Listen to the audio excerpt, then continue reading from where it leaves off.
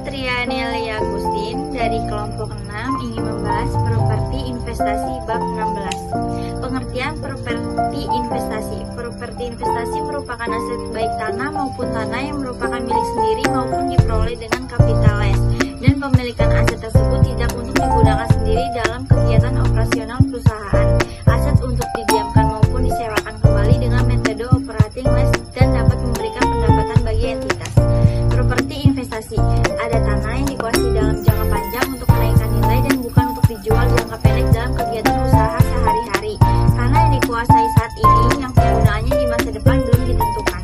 Bangunan yang dimiliki oleh entitas dan disewakan kepada pihak lain melalui satu atau lebih sewa operasi. Bangunan yang belum terpakai tetapi tersedia untuk disewakan kepada pihak lain melalui satu atau lebih sewa operasi. Properti dalam proses pembangunan atau pengembangan yang di masa depan digunakan sebagai properti investasi. Tidak diklasifikasi sebagai properti investasi.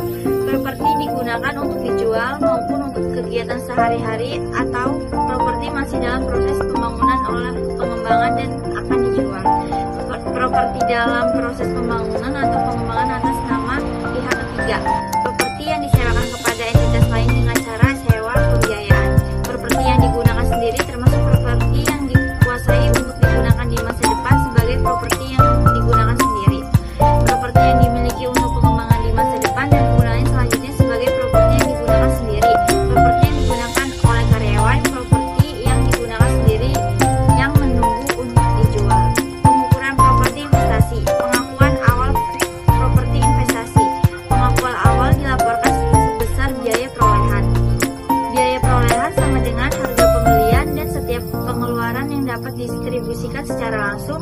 Metode pengukuran adalah pengakuan awal metode biaya. Pengakuan awal properti investasi sama dengan aset tetap sesuai dengan PSAK 16. Biaya perolehan properti investasi adalah harga pembelian dan setiap pengeluaran yang dapat diatribusikan secara langsung. Contohnya adalah biaya jasa, hukum pajak pengalihan properti, dan biaya transaksi lainnya. Pengakuan setelah perolehan properti investasi. Metode biaya. Jika entitas menggunakan metode biaya, maka perlakuan akuntansi yang digunakan setelah perolehan sama dengan pengakuan aset tetap, di mana properti investasi akan dicatat sebagai biaya perolehan setelah dikurangi dengan akumulasi penyusutan dan akumulasi kerugian atas penurunan nilai aset. Metode nilai wajar. Jika menggunakan metode nilai wajar, entitas penyajian rekonsiliasi yang dilakukan terhadap jumlah tercatat properti investasi yang timbul pada awal serta akhir periode. Penghentian pengakuan properti investasi. Properti investasi dihentikan pengakuannya pada saat pelepasan atau ketika properti investasi tersebut tidak digunakan lagi secara permanen dan tidak memiliki manfaat ekonomis di masa depan. Pelepasan properti investasi dapat dilakukan dengan cara dijual atau disewakan secara sewa pembiayaan. Sekian, terima kasih.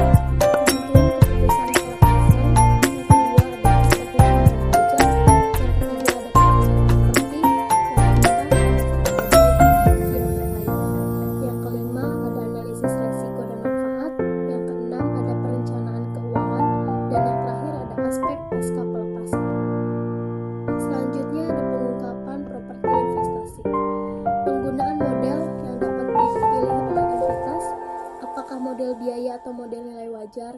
Apakah entitas menggunakan model nilai wajar? Maka harus diungkapkan dalam keadaan seperti apakah properti yang dimiliki melalui sewa operasi dikelompokkan serta dicatat sebagai properti investasi. Dan penjelasan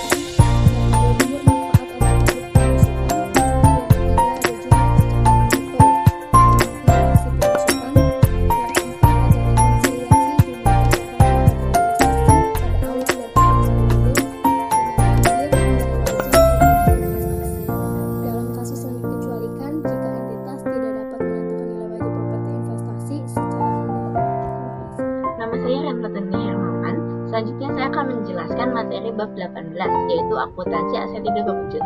Pengertian aset tidak berwujud. Menurut IFRS, aset tidak berwujud adalah sebagai aset non-moneter yang dapat diidentifikasi tanpa substansi fisik. Aset tidak berwujud juga dapat disimpulkan menjadi hak istimewa serta keuntungan kompetitif yang muncul dari kepemilikan aset jangka panjang dan tidak memiliki wujud fisik. Kepemilikan aset tidak berwujud dapat dibuktikan dengan adanya kontrak, perjanjian, maupun dokumen lainnya. Timbulnya aset tidak berwujud. Aset tidak berwujud dapat timbul dari yang pertama pemerintah seperti hak cipta, hak paten, dan hak dagang. Yang kedua dapat timbul dari perusahaan lainnya seperti pembelian yang mencakup pembayaran untuk goodwill. Yang ketiga dapat timbul dari penjualan tertentu seperti franchise dan lease. Klasifikasi aset tidak berwujud. Aset tidak berwujud memiliki dua klasifikasi. Yang pertama, kemungkinan besar perusahaan akan memperoleh masa ekonomis masa depan dari aset tersebut. Yang kedua, biaya perolehan aset tersebut dapat diukur secara andal. Karakteristik aset tidak berwujud. Yang pertama, kurang memiliki eksistensi fisik. Aset tidak berwujud memperoleh nilai dari hak dan keistimewaan atau privilege dari perusahaan yang menggunakannya. Yang kedua, bukan merupakan instrumen keuangan. Yang ketiga, bersifat jangka panjang dan menjadi subjek amortisasi. Yang keempat, klasifikasi aset tidak berwujud yaitu cara akuisisi atau manner of acquisition. Yang kelima, dapat diidentifikasi. Yang keenam, dapat dipertukarkan. Dan yang ketujuh, periode manfaat yang diharapkan atau periode of expected benefit. Jenis-jenis aset tidak berwujud. Yang pertama, aset tidak berwujud terkait pemasaran. Contohnya seperti merek dagang, nama domain internet, dan perjanjian non-kompetisi. Yang kedua, aset tidak berwujud terkait pelanggan. Contohnya seperti daftar pelanggan, pesanan, dan hubungan pelanggan kontrak dan non-kontrak. Yang ketiga, aset tidak berwujud terkait dengan artistik, seperti hak kepemilikan terkait dengan permainan, karya sastra, karya musik, gambar, foto, dan materi video. Yang keempat, aset tidak berwujud terkait dengan teknologi, berkaitan dengan inovasi atau kemajuan teknologi. Contohnya adalah teknologi yang dipatenkan. Yang kelima ada goodwill. Goodwill muncul ketika suatu perusahaan mengakuisisi perusahaan lain dan membayar premi di atas nilai pasar wajar perusahaan. Yang keenam ada waralaba. Waralaba adalah sistem retail untuk mendistribusikan barang atau jasa melalui outlet tertentu. Selanjutnya, akuntansi tidak berwujud. Yang pertama, mencatat biaya pembelian aset tak berwujud. Sesuai dengan prinsip biaya, aset tak berwujud harus dicatat pada saat diakuisisi dengan biaya ekuivalen kas saat ini. Yang kedua, prinsip akuntansi dasar untuk aset tak berwujud. Yang pertama, pada akuisisi menerapkan prinsip biaya. Yang kedua, selama periode penggunaan menerapkan prinsip penandingan. Yang ketiga, pada disposisi menerapkan prinsip pendapatan. Keuntungan dan kerugian yang diakui atas pelepasan sama dengan selisih antara pertimbangan yang diterima. Pengakuan dan pengukuran. Pengakuan awal aset tidak berwujud setelah ditentukan bahwa suatu item memenuhi definisi aset tidak berwujud. Entitas harus menentukan apakah item tersebut memenuhi kriteria pengakuan. Aset tidak berwujud hanya dapat diakui jika kemungkinan besar manfaat ekonomi masa depan yang diharapkan. Selanjutnya, penilaian aset tidak berwujud. Yang pertama, pendekatan biaya atau cost approach. Penilaian aset tidak berwujud dimungkinkan berdasarkan biaya untuk membuat atau berapa biaya untuk menciptakan kembali jenis aset yang serupa dengan daya tarik konsumen atau utilitas komersial yang setara. Yang kedua, pendekatan pasar atau market approach. Pendekatan pasar juga dikenal sebagai pendekatan perbandingan penjualan, di mana nilai wajar aset tidak berwujud ditentukan dengan membuat perbandingan dengan penjualan aktual aset serupa. Yang ketiga, pendekatan pendapatan. Sekian penjelasan